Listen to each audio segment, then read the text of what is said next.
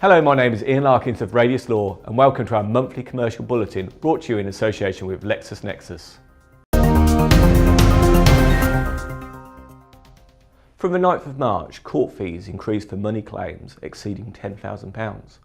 The new fee will be 5% of the value of the claim, capped at a maximum fee of £10,000. This change represents a significant uplift in the fees to be charged, ranging from 64% to 481% uplift. In the recent case of transformers and rectifiers versus needs, it was decided that neither party could rely on its standard terms and conditions. Both parties had been trading for 20 years. The claimant had supplied its purchase order with terms and conditions on the reverse, although there was not any reference to the terms on the front page. When ordering by fax or email, it had not included the terms at all. The defendant had argued that its terms and conditions applied, as they were referred to in its acknowledgement of the order. The judge added that a particular problem in this case was that there was not any consistent process for ordering the goods. This case illustrates the point that without a signed contract, there will always be a risk of uncertainty about the contracting terms. In the case of Intercity Telecom and another versus Solanke, it was held that an employee had breached his duties to his employer and in particular his confidentiality obligations.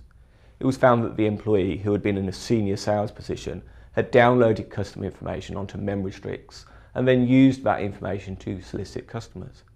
The court ordered that the defendant pay his former employer over £290,000 and to deliver up the stolen information. This is a good news story, showing that companies that have strong contractual provisions and processes can take effective action to prevent employees from stealing their confidential information and know-how. There is mounting tension concerning the data security of safe harbour companies. The Data Protection Act states that personal data may only be transferred outside of the EEA if there is an adequate level of data security.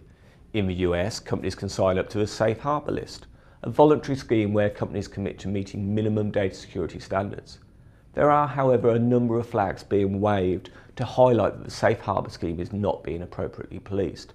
And 2 data protection authorities in Germany are now filing proceedings against US companies for allegedly not complying with the Safe Harbour framework. If your business is reliant on the Safe Harbour regime for transferring personal data, it may make sense to review your adequacy assessment. Depending on the nature of data being transferred, it may be appropriate to look for alternative comfort, for example by the use of EU model contract clauses and by undertaking your own data security audit. A new provision, Section 56 of the Data Protection Act, came into force on the 10th of March. The effect is to make it a criminal offence to require someone to use a subject access request to obtain and produce their criminal record. This is most likely in the context of an employer-employee relationship. It is legitimate for an employer or prospective employer to seek criminal record information, but this should be done through authorised channels, normally the Disclosure Barring Service, but save where exceptions apply, only unspent convictions are notified.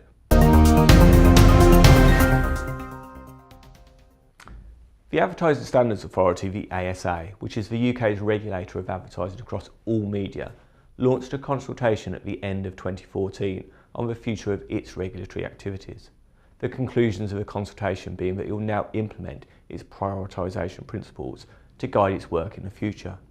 The prioritisation principles are, firstly, harm and detriment. The ASA will consider what harm and detriment has occurred or might occur. Secondly, risk. The ASA will balance the risk of taking action versus inaction. Thirdly, impact. The ASA will consider the likely impact of its intervention. Fourthly, resources. The ASA will consider what resource will be proportionate to the problem to be tackled. We also welcome the introduction of the prioritisation principles. In the past, the ASA has invested considerable resources into advertisements that had just one complaint. The additional guidance is also helpful for businesses when creating advertising campaigns, as well as defending complaints. Perhaps the most interesting note from the consultation is that the ASA only had 15 responses. We think this demonstrates how we can all make a significant difference to the shape of regulatory activity by getting involved directly or through trade associations. The government has announced from the 6th of April it will be easier for the Information Commissioner's Office, the ICO, to issue fines of up to £500,000 against businesses that make nuisance calls or messages. Under existing law, the ICO needs to show that the call, email or text was of a type likely to cause substantial damage or distress. Under the new regime, the ICO will only need to prove that it was serious and either deliberate or that the business knew the breach was likely. The government also has a stated aim of making board-level executives responsible. With this change and the news that just a few days ago the ICO conducted a raid on a company believed to be using automatic dialing technology about debt management without consent, now is clearly a good time to review any cold calling or messaging practices that may be utilised in your business. Is your business screening against the TPS Do Not Call list for consumers? Do you have good internal suppression lists to stop calling consumers that have asked you to stop? You may have handed this over to your marketing agency, but you will still be responsible for their actions, or indeed lack of. We recently tested the systems of a large motor retailer and a hotel chain by asking them to stop marketing to us. Despite these requests, the marketing has continued. Don't forget the guidance produced by Which in conjunction with ICO that we have previously reported on, and you can find the link in the written version of this bulletin. The ASA has ruled that a mail shot from Amazon misled consumers about subscription fees. The mail shot offered a 30-day free trial to its Prime and video service. In the small print, it stated that the subscription starts after the free trial unless cancelled. The ASA held that the information was not sufficiently prominent to make clear the extent of the commitment. This is an interesting case, as in our view the practices of Amazon are not unusual, and therefore it provides some helpful guidance to other businesses that may be considering similar promotions. The ASA has published the top 10 most complained about ads in 2014. Not all of the complaints were upheld, and it's worth a read as it gives some real insight into the ASA's thinking on where it draws the line. Paddy Power obtained the infamous #1 spot for promoting the betting on the outcome of the Oscar Pistorius trial. The 5,525 complaints were upheld in this case.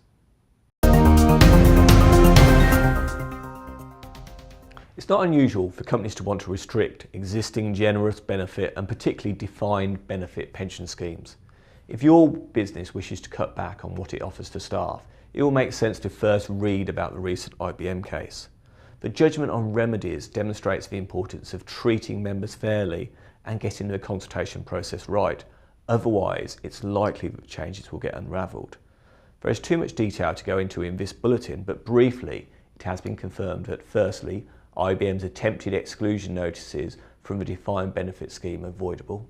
Secondly, the non-pensionability agreements to prevent future pay increases being pensionable on a defined benefit basis are unenforceable. And thirdly, IBM's breached its duty of trust and confidence to some members who took early retirement options and are likely to face compensation claims. ACAS has changed its guidance on the right to be accompanied at grievance and disciplinary hearings. This followed a 2013 case, Toolan and Orr GB Oils, which suggested that the guidance did not reflect the law. The Employment Rights Act states that workers have a right to be accompanied if they make a reasonable request. The problem, however, is that reasonable request is not defined. The old ACAS guidance had stated it would not normally be reasonable to insist on being accompanied by a colleague who worked in a remote office if there was a suitable and willing colleague who was based more locally. The guidance has now been updated to allow the worker a wider choice of companion. We reported last month on the first case of obesity being classed as a disability. Now an employment tribunal in Northern Ireland has ruled that obese employees may be entitled to disability protection. The landmark case involved a former employee of Randox Laboratories who brought a claim alleging that he had been discriminated against because of his obesity. The claimant said that he had been harassed by fellow employees for over 4 years and that the abuse he was suffering intensified considerably until he eventually went on sick leave due to stress. He left his job in June 2014. We have previously reported on the voluntary redress schemes that are set to be implemented in October under the Consumer Rights Act.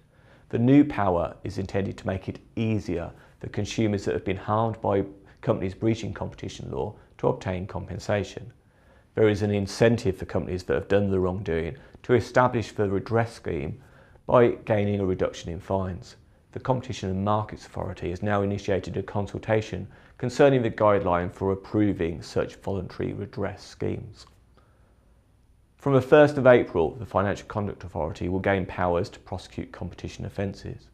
There is no change otherwise to the existing laws, but this does mean that there is likely to be an increased scrutiny of competition law offences in the financial services sector. Thank you for joining us for this month's Commercial Legal Bulletin. The podcast is available to download on the website together with the written report. We welcome your feedback on the news stories featured today, and please remember to share with your colleagues. We'll be back next month with another update. Until then, thank you and goodbye.